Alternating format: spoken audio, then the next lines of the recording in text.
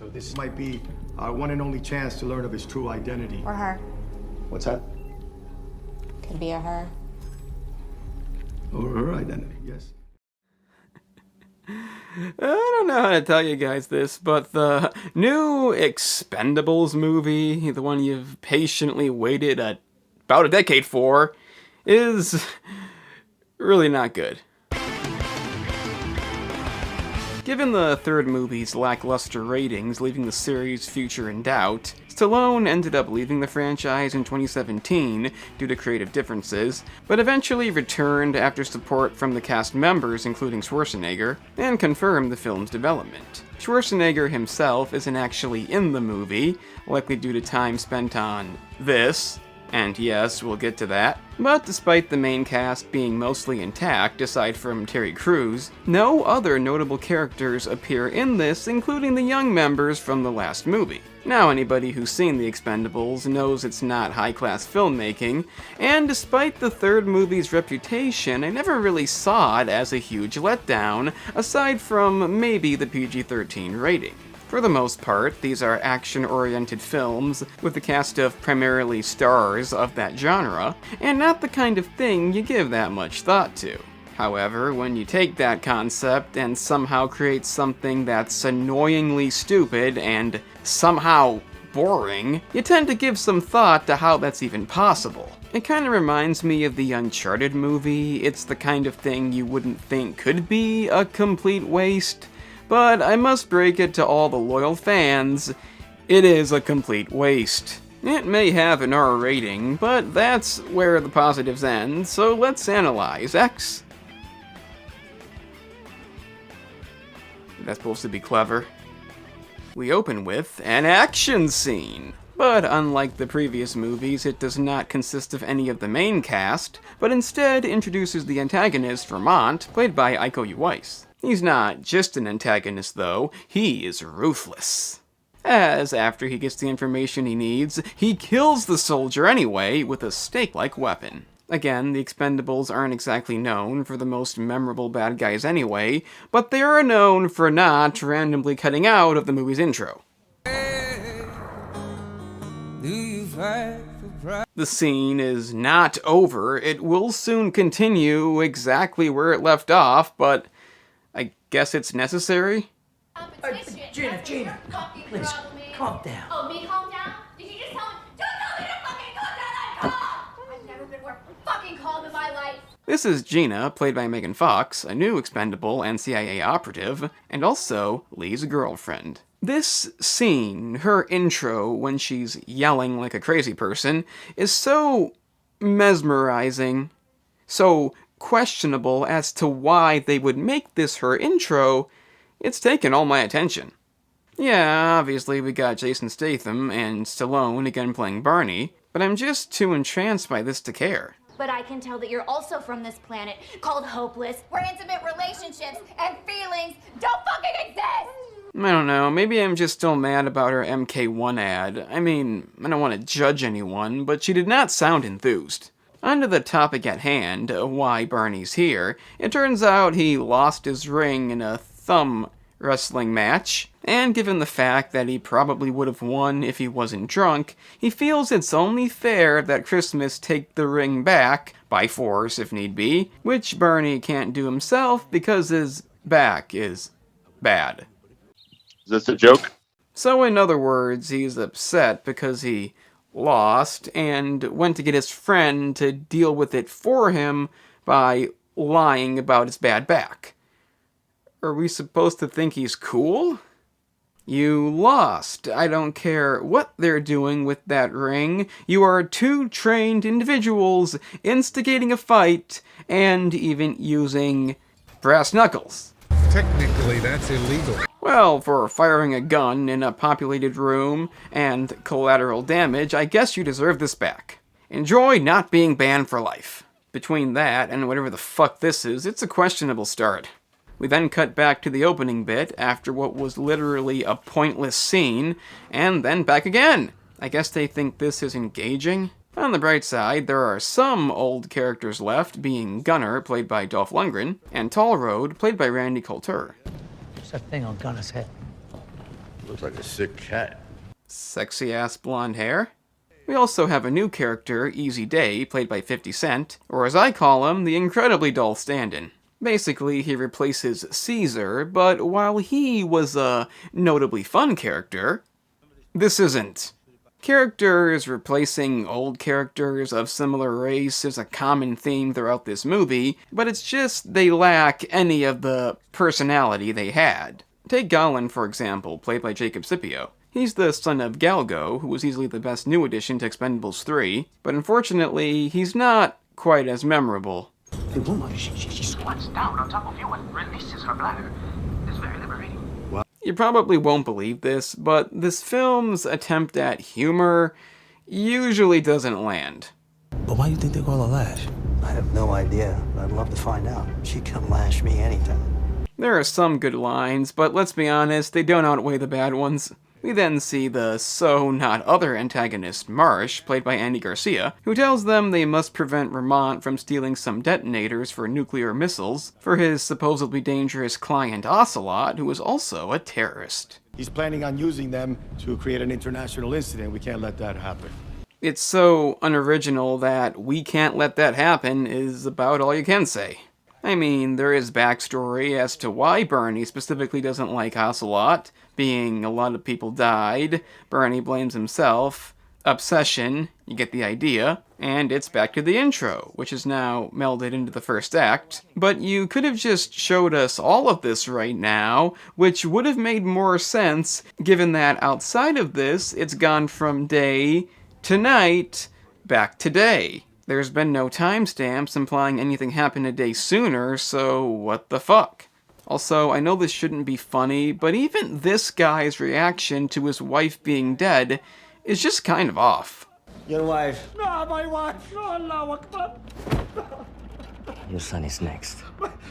Please, not my son, please! I get that he's supposed to be evil and he's looking at her like a thing, but even the general's reaction, it sounds like he's reacting to a thing. Your bike. Not my bike. Your God of War Ragnarok Collector's Edition is next. No. He gives him the detonator safe code, and he kills his son anyway because he's evil. You see, no development was a given, but now they don't even have to make him entertaining. Just make the audience go, I can't believe they went there. So we have our run-of-the-mill action scene, and it's fine. That's the best way to describe it. It's fine. I'd prefer the whole movie not be preventable if not for a dumb mistake, but whatever. And it's probably the best action we get in this movie, which is really not saying that much. Gut shot. You live. Oh, maybe not. In this moment, I define my character by doing whatever this is. Later, I'll be the asshole. In the end, things go badly, as they usually do at this point in the movie, and Barney's plane takes a hit, compromising everything. He tells Christmas to leave him, which he of course doesn't, and his attempts to save him don't do any good after Vermont shoots the plane a second time before escaping. So he runs after the badly CGI'd plane, but it's too late. If only I brought the extinguisher. And with that, the protagonist of our beloved franchise is no more. I mean, you expect him to come back later somehow, but it's a burnt body. Can't fake a burnt body. I mean, you can't. So it's funeral time. The stuff you expect to happen, happens. Easy Day pretends to have a personality by saying something dickish, and Lee gets kicked out because he disobeyed orders. They have Gina take his place, just because I guess. And the same thing kind of happened in Expendables 3. It was the whole team that time, but still, not exactly a new idea. What is a new idea is Lee getting a new job as a famous live streamer security. This actually happens. And you know what? You gotta just love how the law isn't a thing. Technically, that's illegal. From one riveting scene to another, Lee and Gina engage in whatever this is, and it's also explained that Barney's death opened a sealed file because the plot needs that to happen. She still tells him he can't come along, so he gives her a special knife. I'll make sure to give Ramit your regards. And you could also like the video and subscribe. I mean, you kind of owe me, as I did not just subject you to the full duration of whatever the fuck that just was. However, it actually has a tracking device built in, and we meet a new character, Lash, played by Levy Tran. Like most new characters, she'll have no personality whatsoever, and we'll get one notable scene later. It's also established that Galan is going to spend most of the movie not speaking, because he's upset, which is kind of a good thing. Terribly ingenious, highly imaginative, incredibly inventive. Christmas heads to Thailand, and we meet the Jet Li stand-in Daisha, played by Tony Jaa. He's, you guessed it, a former expendable, and after hearing about Barney's death, he agrees to help. So as far as the plot's concerned, if there even is one, Ocelot plans to provoke World War III, and there's an eyewitness that could identify him. The rest is not relevant. What is relevant is that Marsh is coming along too, to make sure they don't mess things up again. The reason that's relevant will soon be blatantly obvious. They head to the ship, which they'll spend the remainder of the movie, that's not even half over, and things immediately go wrong, leading them to being locked up, meaning they knew they were coming and somebody is a traitor. I wonder who that might be. Perhaps the guy who chose to come with them to keep an eye on things? Well, given they're taking him out of the room, that definitely rules him out. It must be the black guy. I mean, he did say something dickish. Lee and Daisha arrive, but Daisha can't come with them because... what again is the reason? If I let the old me out, I don't know if I could ever get him back in. Okay, and he heads up there to fight the bad guys. The action from this point on is not that good. It's overdone to the point of it being dull and just not creative. They try to shake things up by throwing in a bike, but in the end, it's the same shit.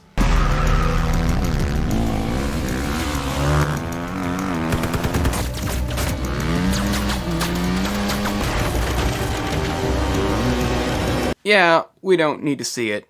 It's just not earned. Daisha decides to help after all, curious to how he's going to contain the same thing everybody in this movie does, being killing a lot of people. And no, it does not improve the scene's quality. Meanwhile, they use Marsh to negotiate a trade for the eyewitness, the gang devises an escape plan by pissing, and Galen goes back to speaking because I don't care. These hands that will claw the hyoid bone from the throat of that fucker and Matt, stick it up his boyfriend's culo, then make both of their asses apologize while they drown in their own blood. Yeah, I really don't care. You should go back to not talking. They all meet up, and of course the whole thing was planned. She knew there was a tracking device in the knife, and that it would work out better this way because she knew there was a traitor? Anyway, more doll action. We find out why Lash is called Lash, and her and Daisha have their moment to shine when they take out the other notable bad guy. Gunnar concludes whatever his deal was. Tolerode gets stabbed because we're supposed to believe he might die, I guess. And we have the ultimate showdown. I mean, you'd think we'd at least get that, given he does have those unique weapons, but it kinda looks like something out of a Steven Seagal movie.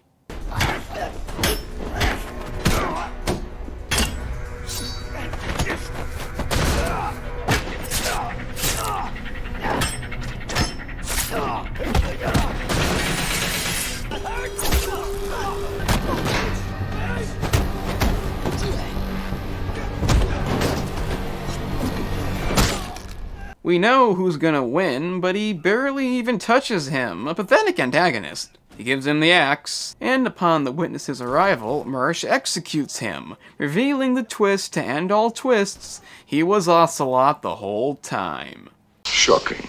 So, profit this, World War III that. They escape on the boat, and Lee must stay behind to turn the ship around and finish off Ocelot once and for all. He manages to do about half of that, but due to him being heavily outnumbered, it would seem it's the end.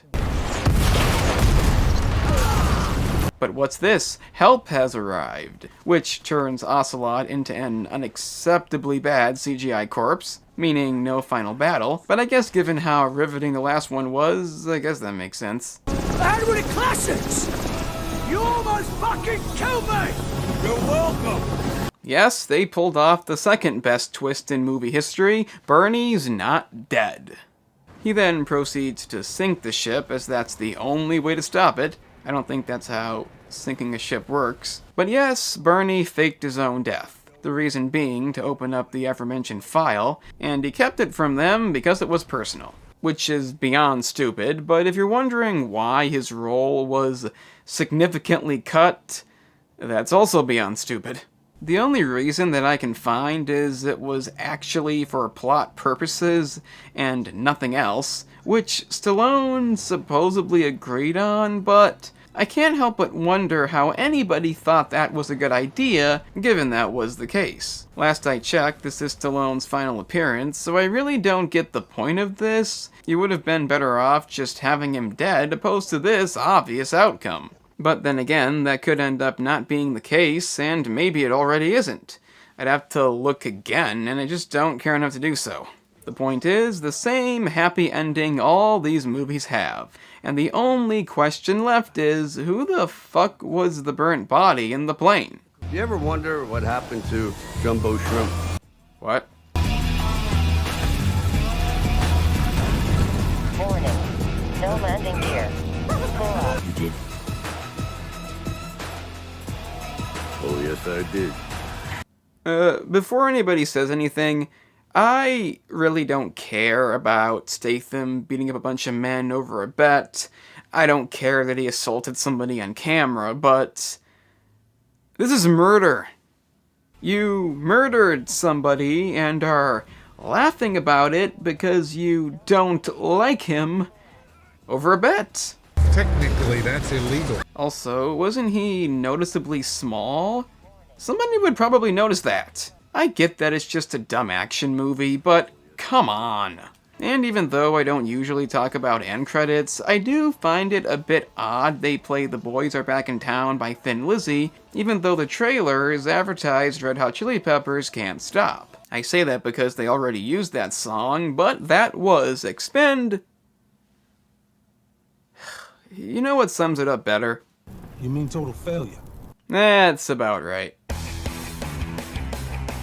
To be completely honest, I never had any intention of covering this movie, nor did I previously have any issue with this franchise. They are mindless, dumb action movies with a bunch of big stars, and that's okay. It's the reason I never saw the hate for the third movie aside from the PG-13 rating, but in the end, you really have to fuck things up bad to have one of these fail this hard, and as you can see, they've done that. Yeah, the plot's paper thin as expected, but this time, you don't even have the fun characters. The new ones lack the bare minimum personality, the old ones do nothing to stand out, the bad guys are not fun in the slightest, and cutting Stallone out of the movie accomplishes nothing aside from a twist anybody could see coming. I could forgive most of this if not for two things. One, the long wait for this, assuming you cared. And the action, the only thing that truly matters in this movie, is just boring. There's no memorable moments to be had. I literally could not remember what happens at what time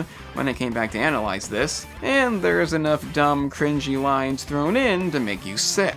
This is the kind of thing you really have to rush out, not giving a damn to mess up, and mess it up they did. It's probably not the end of this, because it never is, but despite what even I thought could not be all bad, I recommend you skip this. I'm the analyst, and remember kids, if you make a bet and lose, even if you think you shouldn't have lost, you have to be the bigger man, accept it, and not have your friend beat them half to death. You also don't want to assault somebody who's currently alive, and obviously murder is wrong. So, you've made it to the end. That's an impressive feat indeed. Since you managed that, I guess check out the gaming channel, in which I cover a variety of gaming topics, like analysis videos, such as this one. If you're into that, then press the link in the description. It's that simple.